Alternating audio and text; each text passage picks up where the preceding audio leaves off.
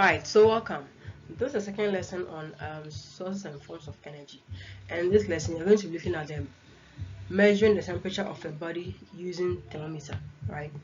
So from our previous class, we learned that when an object is hot, the temperature of the body of the object rises, and when the object is cold, its temperature falls. We use expressions such as cold, hot, rising, or falling in our daily lives to describe how hot or cold a body is. Does your sister or brother sometimes say their body temperature has risen or fallen? What what they simply mean is to say that the degree of hotness or coldness of their body has either gone up or come down. We define temperature as the measure of the degree of hotness or coldness of a body or substance. Okay, basically that is what temperature or is about. Now we use the instrument called thermometer to measure the temperature of a body. The temperature of a body can be measured in different units depending on the type of thermometer scale used. There are two main scales for measuring temperature. These are the Celsius scale and then the Fahrenheit scale. Okay, the Celsius scale and the Fahrenheit scale.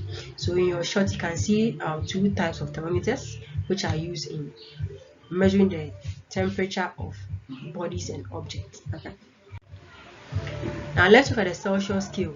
This is the most common scale used for measuring temperature. Okay, the unit of measurement of Celsius is the Celsius scale. The unit of measurement of temperature on the Celsius scale is degrees Celsius. Okay, degrees Celsius. Its symbol is written as a C with a zero or a naught at the top at the back there. So for example, 0 degrees Celsius, which is the freezing point of water, can be written as that.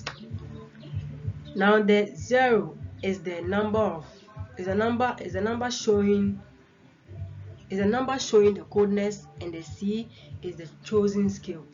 Now the boiling point is also the 100 degrees Celsius. The 100 is the number showing its hotness, and C is the chosen scale. And the unit of measurement of temperature on Fahrenheit scale is degree Fahrenheit, and its symbol is degree F. There are different types of thermometers. The commonest ones used are the clinical thermometer and then the laboratory thermometer. The clinical thermometer and the laboratory thermometer can be digital or analog. Okay, so both clinical and laboratory thermometer can be digital or analog. So the digital thermometer show the temperature of the body that is measured in figures.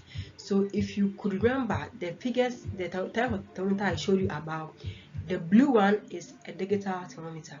The one on the left is a digital thermometer, and the one on the right is an analog thermometer. So the analog types are thermometers that have their bulbs marked with numbers. So in this case, the temperature reading on the thermometer is done by using the numbers on the bulb. Okay. The clinical thermometer is used by health professionals such as nurses and doctors at the hospitals. Our parents sometimes keep some in the home to monitor the temperature of our bodies.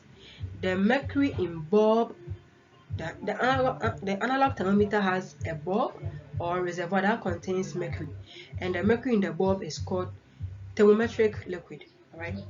It also has a thick glass tube called a stem and a special part called the kink or constriction, which prevent the mercury from going back into the bulb so that accurate and careful readings can be taken. So the analog thermometer is marked from 35 degrees to 42 degrees on the stem. These markings are called graduations. Alright, on average, normal body temperature of a person is 37 degrees on Celsius scale and 98.4 on the Fahrenheit scale. If the body temperature of a person is below or higher than 37, it means that that person is ill. But if it is exactly 37, it means the person is in good health. Now the analog thermometer are used to measure very high temperatures. Analog lab thermometer is marked from 0 to 100 degrees.